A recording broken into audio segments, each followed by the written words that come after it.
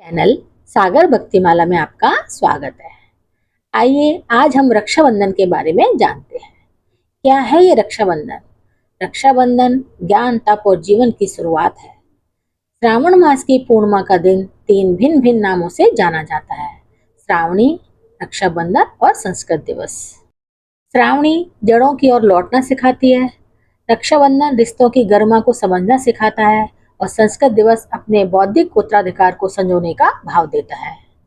यही कारण है कि यह पर्व एक नहीं बल्कि 3 नामों से जाना जाता है।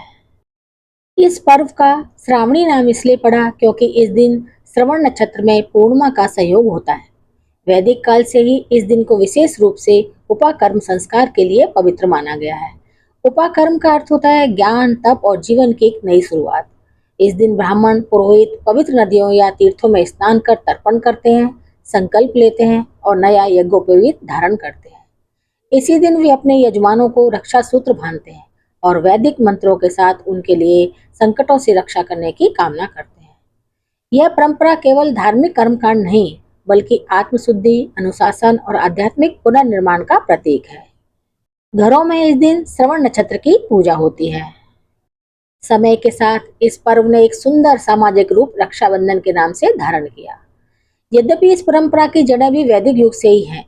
भविष्य पुराण के अनुसार जब इंद्र असुरों से युद्ध में पराजित हो रहे थे, तब इंद्राणी ने उनके दाहिने हाथ में रक्षा सूत्र बांधा था, जिससे वे विजयी हो सके।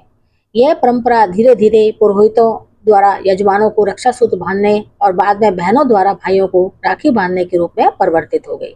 यह पर्व परिवार को जोड़ता है, रिश्तों को संबल देता है। श्रावणी पूर्णिमा का तीसरा रूप है संस्कृत दिवस। संस्कृत केवल एक भाषा ही नहीं बल्कि भारत की प्राचीनतम ज्ञान परंपरा का मेरुदंड है। यह वेद, उपनिषद, पुराण, आयुर्वेद, गणित, ज्योतिष और योग की भाषा है। संस्कृत में संपूर्ण जीवन दर्शन समाहित है। भारत सरकार ने 1969 में इस दिन को संस्कृत दिवस के रूप में मनाने की शुरुआत की। प्राचीन काल में गुरुकुलों में शिक्षा सत्र की शुरुआत भी श्रावणी पूर्णिमा से ही होती थी। श्रावणी पूर्णिमा केवल एक तिथि नहीं बल्कि भारतीय चेतना का पर्व है। यह दिन हमें वैदिक अनुशासन की याद दिलाता है, पारिवारिक संबंधों की मधुरता से भावुक करता है और साथ ही उस भाषा की ओर लौटने की प्रेरणा देता है जिसने इस देश को सत्य, शिव और सुंदर की ओर अग्रसर किया। पंचांग के अनुसार इस साल राखी बांधने का शुभ मुहूर्त 9 अगस्त शनिवार की सुबह 5:47 से लेकर दोपहर 1:24 तक है। इस दिन अभिजीत मुहूर्त दिन के 12 बजे से 12:53 तक रहेगा। इस शुभ मुहूर्त में बहनें अपने भाइयों की कलाई पर राखी बांध सकेंगी।